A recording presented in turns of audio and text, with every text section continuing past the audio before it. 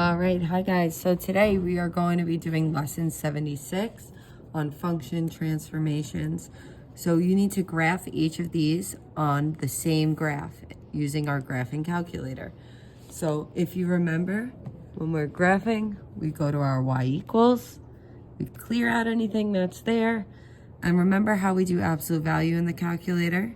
You click math, you go over 1 to num, and then ABS gives us our absolute value symbol. We're going to type in our absolute value of x here. So we do that, we go to our table, and we get our values. And we want to do as many values as possible that fit on the graph. Obviously, we're not going to do all of them because that's a lot, but we'll write down our table.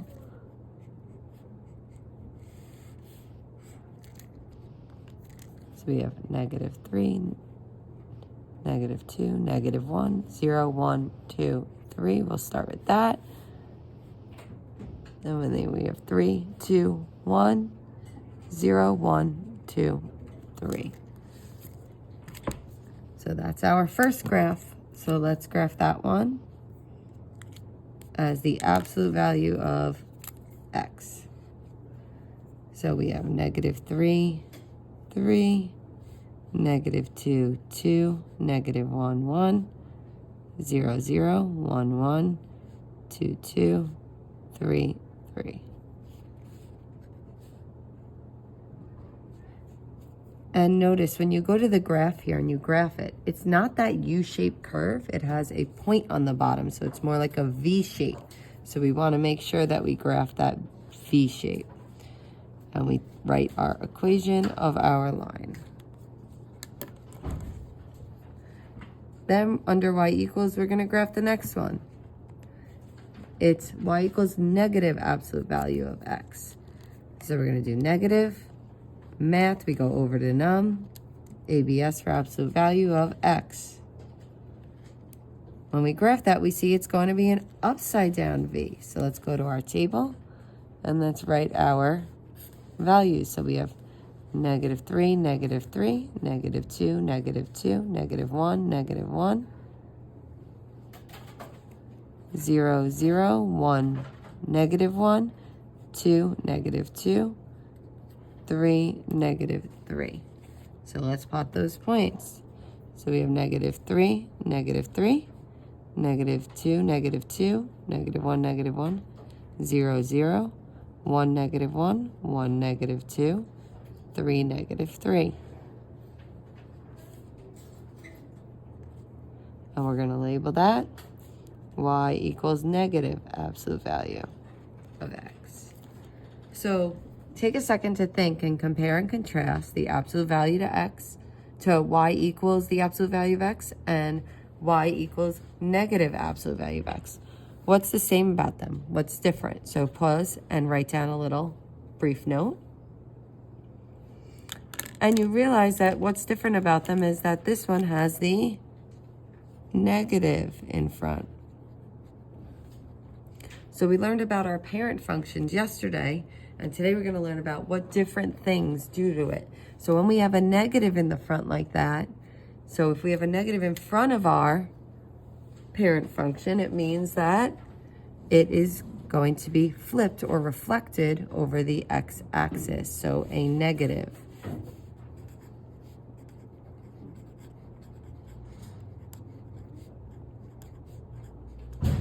In front, or we say that's outside, and you're going to understand more what that means in a little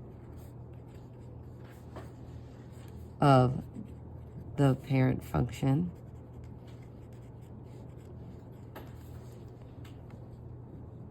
Means we're going to have a reflection over the x-axis.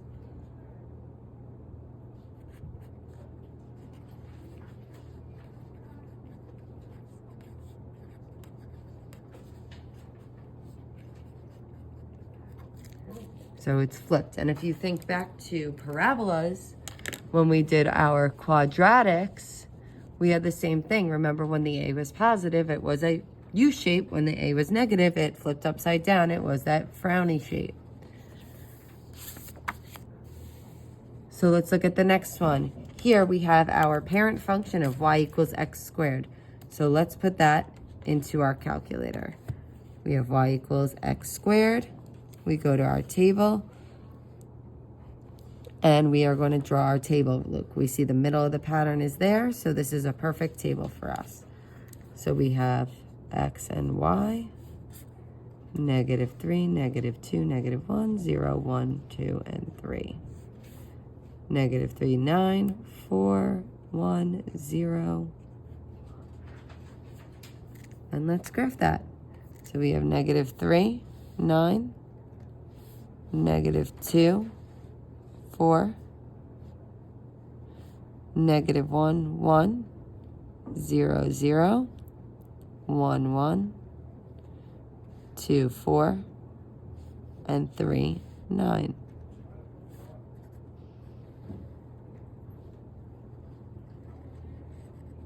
We're going to label it y equals x squared. So now what do we think is going to happen? Here we don't have a negative, but we're adding 5.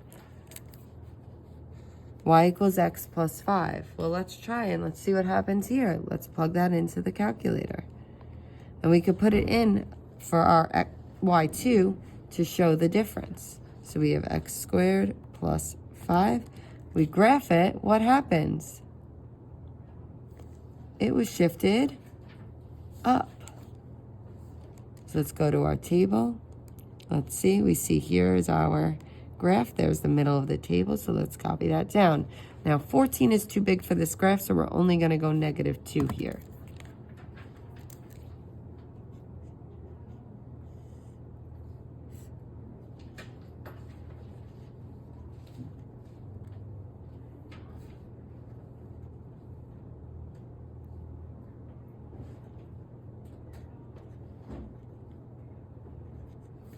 So let's plot our points. So we go -2, 9, -1, 6, 0, 5, 1, 6, and 2, 9.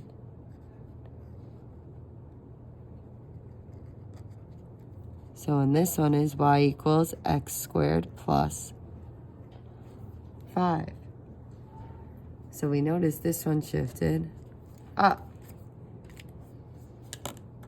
So what do you think the next one's going to do if it's y equals x squared minus 5?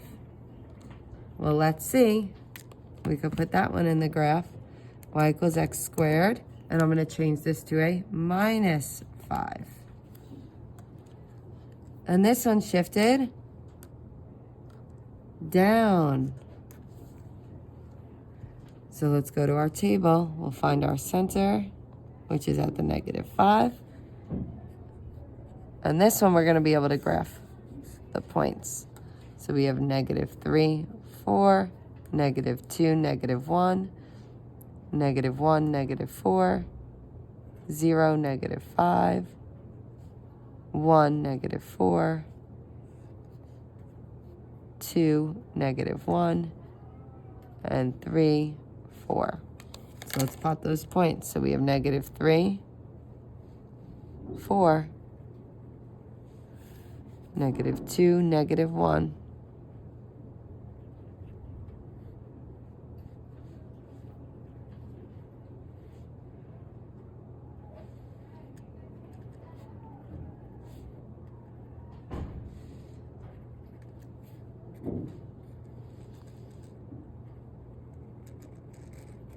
We're going to label this one with y equals x squared minus 5. So compare. What did we notice here? And we already talked about it. Here, the x squared plus 5 went up. Here, the x squared minus 5 went down. So the rule is going to be here. When you add out, and it's outside, and you'll see what inside means in a minute. Outside the function,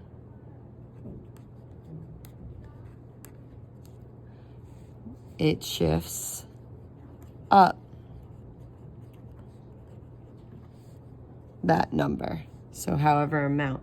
So this shifted up 1, 2, 3, 4, 5.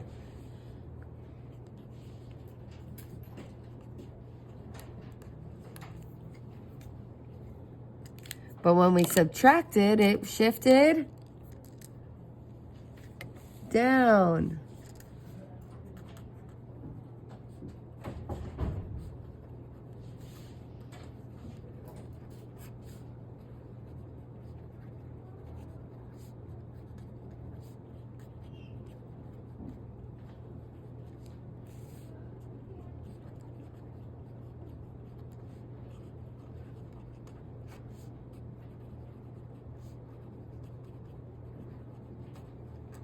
That amount. So it went down 1, 2, 3, 4, 5.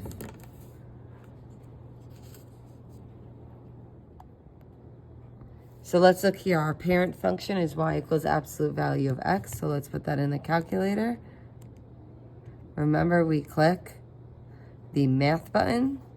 We go over to num. That gives us our absolute value of x. And we're going to graph it. We see our table. We found the middle here.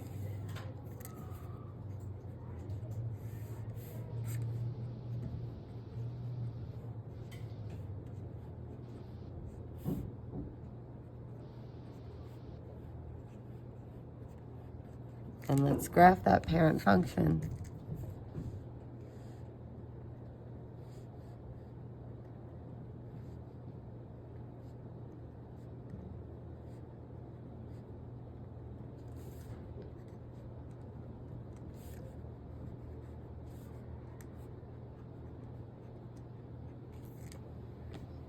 Now, what do you think is going to happen here?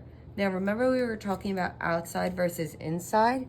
Well, notice the +4 is inside of our absolute value signs. So that's what we mean by outside versus inside. So let's see what happens when I add inside. So here we have y equals, we're going to do the absolute value. So we go math over to num, absolute value of x plus 4. We want to make sure it's all inside of our absolute value sign. And let's graph it. Ooh, that looks interesting. Let's look at our table. Make sure we find the middle of the table. So this isn't the middle here. My numbers are going up, up, up. Let's try the other direction. Oh, here we see a switch here. So that's going to be the middle of our table. So our table here, we're going to start at -7.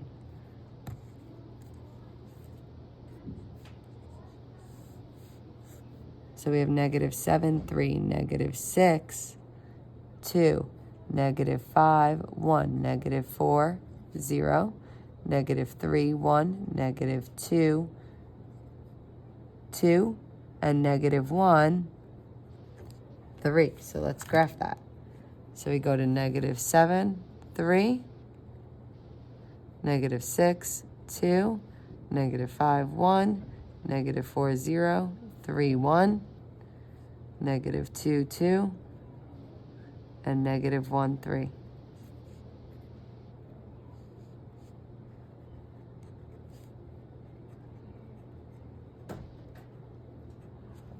And we label it. Then let's look at the next one. We have y equals the absolute value of x minus 4. Try to brainstorm what you think is going to happen to this one before you graph it. When we graph it, let's look. It's going that way.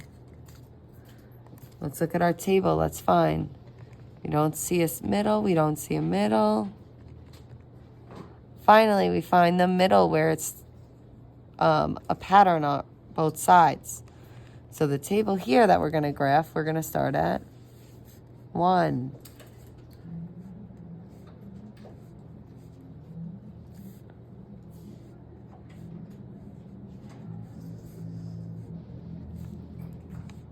So we grab 1, 3, 2, 2, 3140.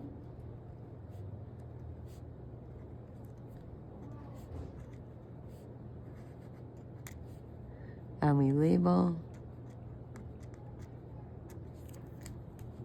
So I want you to take a minute and pause this video to brainstorm the bottom. Compare y equals absolute value of x to y equals x plus 4. And compare to y equals absolute value of x minus 4. Well, we notice here when it added 4, it moved to the left.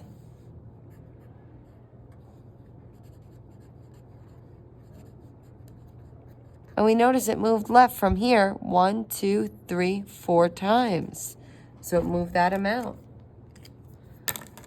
What about when we minused 4? It moved right.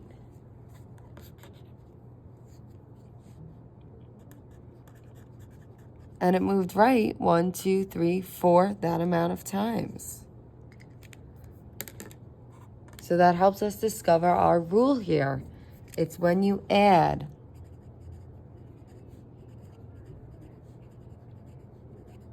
inside the function, it shifts left that amount.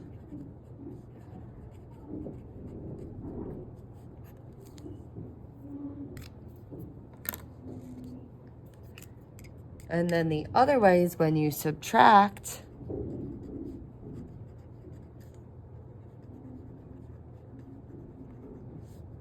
inside the function,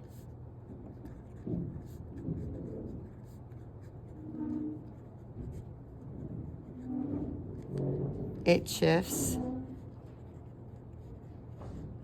right that amount. And the great thing about this is that you can always go into your calculator to check this. All right, so let's move on to the last one, the last rule that we need to learn.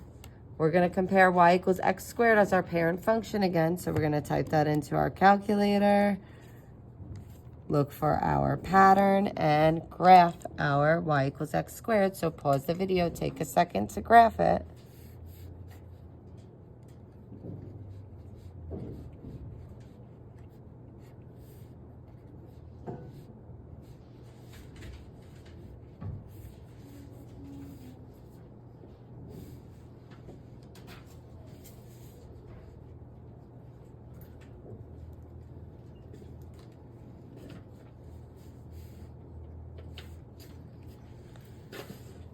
So then these look a little bit different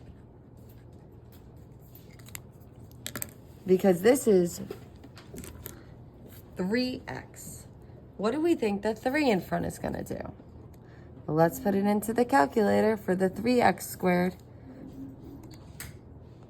So we have 3x squared. And let's find our pattern here. So we see here, we're not going to be able to fit it all into our table, into our graphs. So let's copy down what we can fit into our graph. So we're going to be able to fit the -1, 3. We're going to be able to fit the 0, 0. And we're also going to be able to fit the 1, 3. But that's about it. So let's just plot those 3. So we have -1, 3. 0, 0, and we have 1, 3.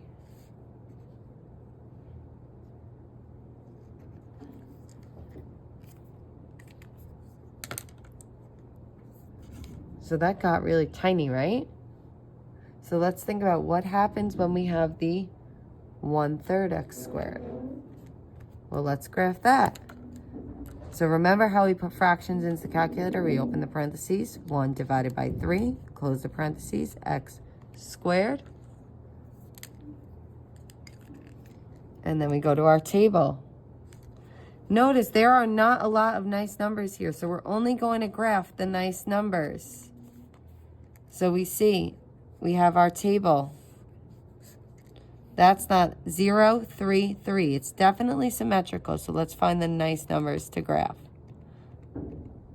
The next nice number is a 12, so that's not going to work. So we're only going to graph those nice numbers that we see there. So we have negative 3, 3. We have 0, 0. And we have 3, 3. Let's graph that. So we have negative 3, 3, 0, 0. And we have 3, 3. So that's y equals 1/3 x squared. And I forgot to label this one, so let's make sure we do that. And we notice this one gets wider, right? So let's figure out what the rule is for that. So here, we have 3x squared. What does the 3 do? It makes it thinner. What does the 1/3 do? It makes it wider. So I want you to think about what's the difference between the 3 and the 1/3.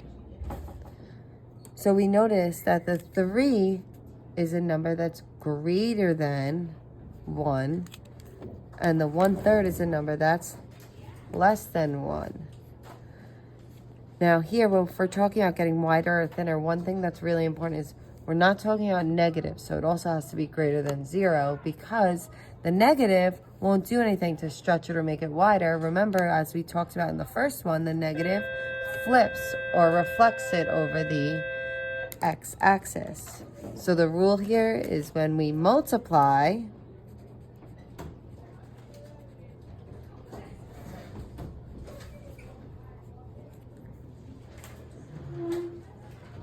by a value greater than 1,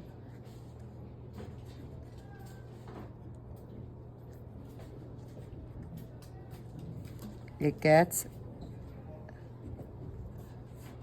thinner, or we call that stretching it out.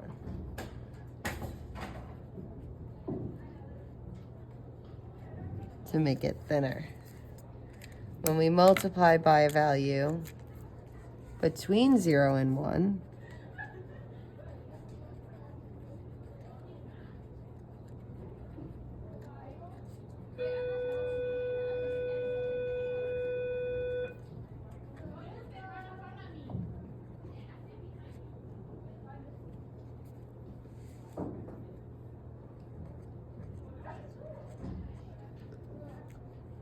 between 0 and 1, it gets wider.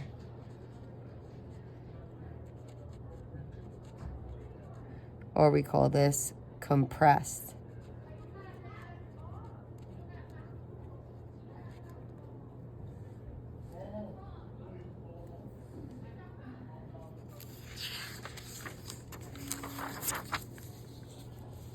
So now I want you to try to solve these problems, and we will go over these next week. So let's look. What's happening to this function?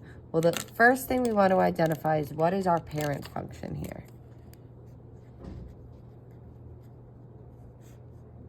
And we're going to notice that the parent function is y equals the square root of x. So let's start here. We see we have a negative. What does the negative tell us is happening to the function?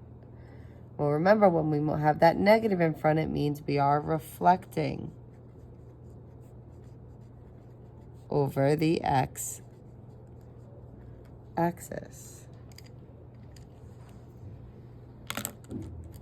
Then we notice we are subtracting inside of the radical.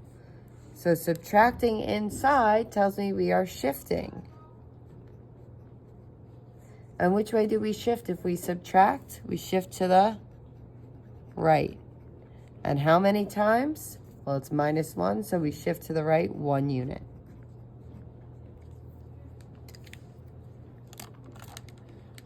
Then if we look on the outside, we have a +4. We're adding on the outside. When we're adding on the outside, it means we are shifting Adding means we're going up.